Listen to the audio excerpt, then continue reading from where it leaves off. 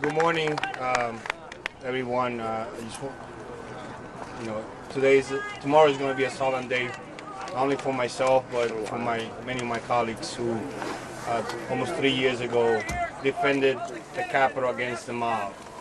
I did what I did, and my colleagues did what we did, not because we were seeking any accolades, awards, or medal, but because it was our duty, it was our job to defend the country, defend the Capitol. And one thing that I had to tell the new Speaker of the House, when he tells everyone that the rioters, the mob members, they need to be blurred out on the videos because he doesn't want the Department of Justice to identify and prosecute those members of the rioters. And then in the same breath, in the same sentence, he says he is a member of the party of the law and order, the rule of law, and then in the same breath he says blur out their faces because he doesn't want them to be identified prosecutor. I risked my life, my colleagues risked their life protecting them on January 6th, and that's not how you support the police officers. That's not how you support us, the law enforcement, all police officers.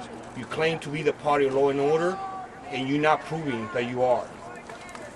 You are not supporting the police officers, you're supporting the rioters. When you call those individuals who came to hunt you guys down, room by room, and the only reason why they didn't make it to you was because the efforts the police officer did on that day.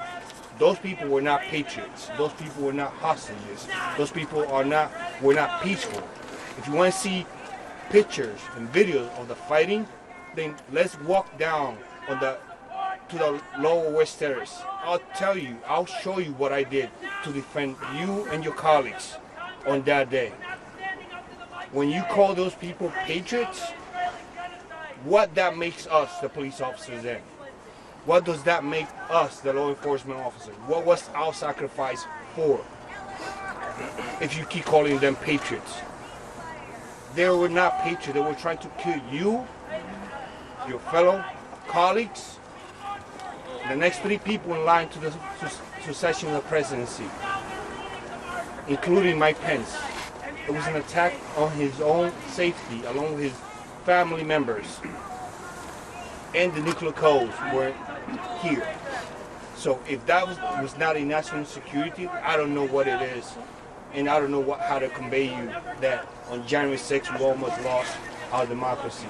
And if it wasn't because the action that us, the police officer, did on that day, we would have lost it. Did we accomplish everything that we tried to do? No. We failed. We felt defeated.